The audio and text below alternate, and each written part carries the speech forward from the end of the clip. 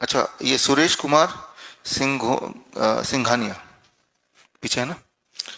Liver cirrhosis होने के बाद डॉक्टर्स ने प्रोटीन के लिए मिल्क प्रोडक्ट लेने के लिए बता दिया है और अंडे भी लेने के लिए बोल दिया है। क्या हम लें या नहीं लें? डेफिनेटली मत लीजिए उसको। जिन लोगों ने लिया है क्या वो ठीक हो गए हैं? नहीं हुए।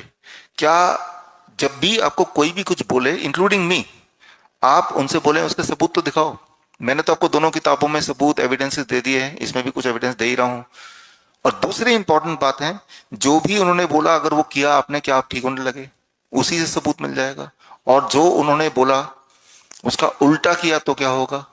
तो मैं हमेशा बोलता हूं पेशेंट्स को कि जब भी कोई बीमारी हो आप डॉक्टर के पास जरूर जाएं, और डॉक्टर जो जो बोल रहा है उसको लिख लें और घर आके ठीक उसका उल्टा करना है, आप ठीक होने लगेंगे।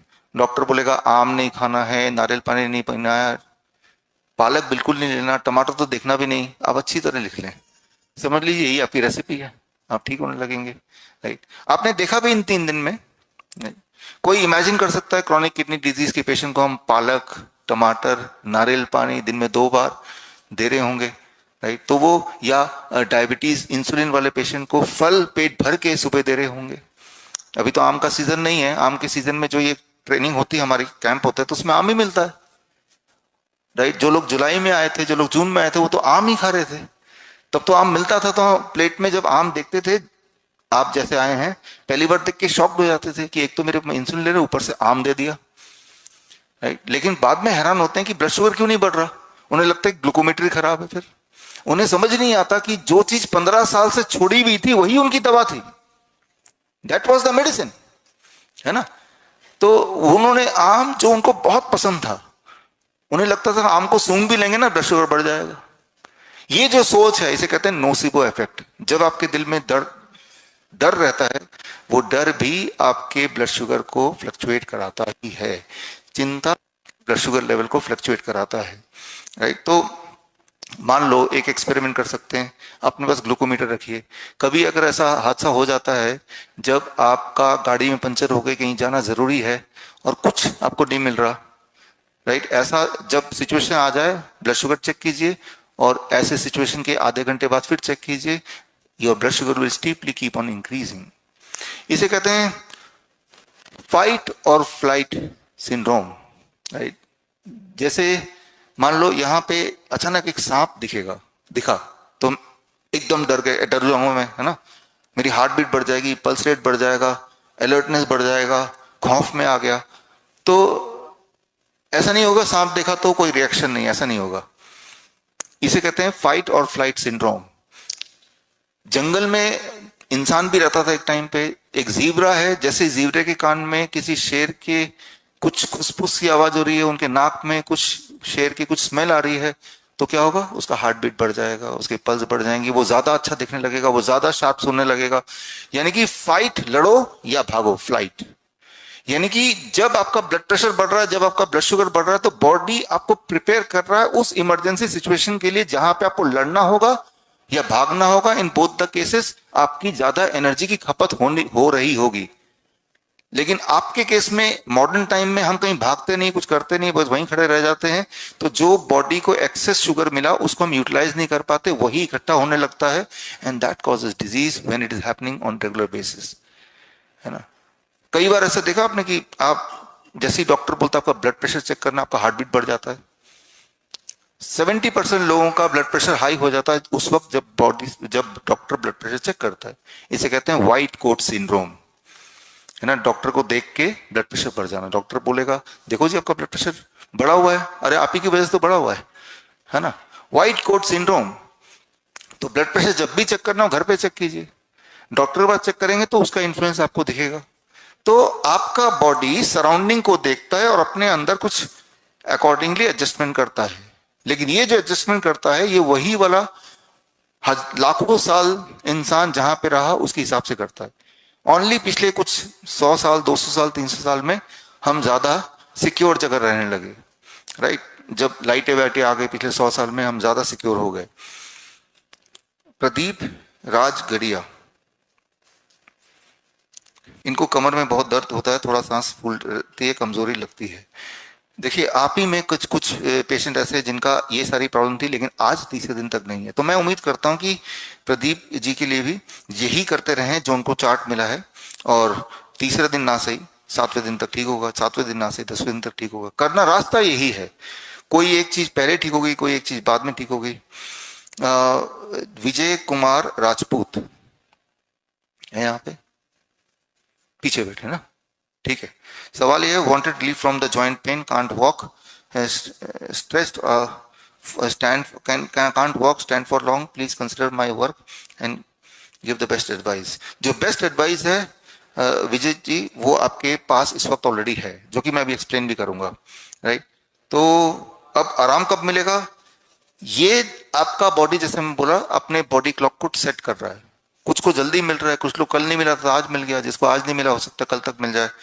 इसे कीजिए, अपने आप को 10-15 दिन दीजिए। आई एम श्योर 10-15 दिन में ये सारी जो छोटी छोटी बातें हैं, इनमें आपको ठीक से रिजल्ट मिलेगा। अच्छा, नयन देवनाथ, आप है ना। आज 3 बार उल्टी हुई है, क्या मैं ठीक हो जाऊंगा? मेरा शुगर किडनी और ठीक हो जाएगा? देखिए, उल्टी जो है वो अपने आप में कोई बीमारी नहीं है। अक्सर तो उल्टी तब होती है जब बॉडी को कुछ चाहिए नहीं, बॉडी उसको फेंकता है, तो एक रास्ता है बाहर निकालना है, लूज मोशन या उल्टी। तो that itself is not a disease. तो यहाँ पे यही करना है कि जो हमने आपको सर्केडियन चार्ट दिया उसको फॉलो कीजिए। हम आपको फॉलो करेंगे। हम आपको फॉलो कैसे करेंगे? उसके लिए आपके पास ये चार्ट है। चार्ट में यहाँ पे इमरजेंसी नंबर लिखा है। इमरजेंसी नंबर है कि मान लो कोई ऐसी इमरजेंसी हो गई, उसी वक्त आपको सोल्यूशन चाहिए, right. You can not wait.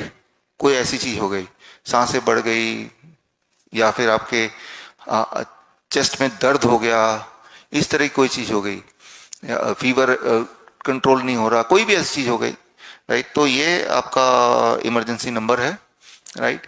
लेकिन अगर ऐसा नहीं है, इन जनरल आपको कुछ पूछना है, तो उसके लिए हमारे अलग अलग डॉक्टर्स का आपके साथ ग्रुप कर दिया गया है।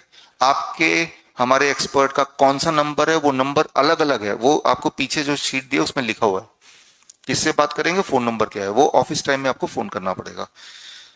तो यानी कि यहां से जाने के बाद भी जर्नी अगले 1 महीने तक हमारे साथ रहेगी। इस 1 महीने का भरपूर फायदा उठाना है। कोशिश करना है कि आपके सारे प्रॉब्लम सॉल्व इसी महीने में आप करें, क्योंकि यही वाले जो हमारे स्टाफ है, हमारे डॉक्टर्स हैं, अगला जब कैंप हो जाएगा आएगा, तो आपसे हटा के उनको, उन पेशेंट के लिए हम रिस्पॉन्सिबल कर देंगे, because they are limited numbers, है ना। तो इसीलिए ये 1 महीने के अंदर ही आपको ठीक होने की कोशिश करना है। 3 दिन के अंदर ये रिजल्ट आ सकता है, तो 1 महीना तो 30 दिन होते हैं, यानी कि 10 गुना और ज्यादा टाइम है, 10 टाइम्स। शंभुनाथ है यहाँ पे, यस।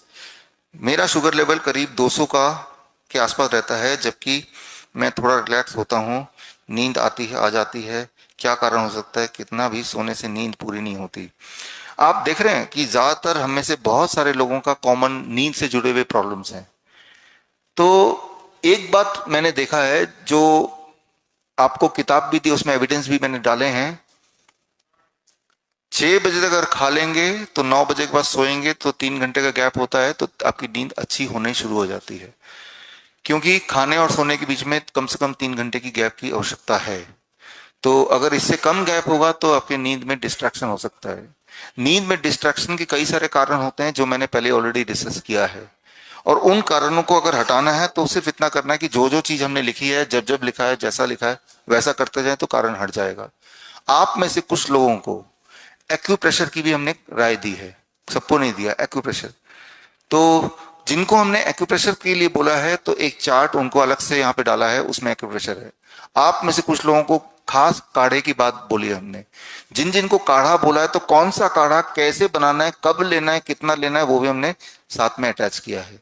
तो आपके पूरे रिपोर्ट को देखते हुए किन चीजों की कितनी जरूरत है वो हमने करके दे दिया है। होपफुली इससे आपको समाधान मिलना चाहिए, वो काढ़े के रूप में मिले, एक्यूप्रेशर के रूप में मिले, या बाकी चीजों के रूप में मिले। सिमिलरली सेम कहानी है, कमलेश वर्मा है यहाँ पे, फरीदाबाद से हैं। हाँ, feeling like head will burst and feeling like air inside the ears, like air is filled, and in the BP test, discomfort in urine frequent and late, दोनों। कमलेश जी, आपके साथ भी हम फॉलो अप करेंगे, और जो चीज आज नहीं हुई देखते हैं कल होती है कि नहीं, एक सैटरडे तक, अगले सैटरडे तक होती है कि नहीं।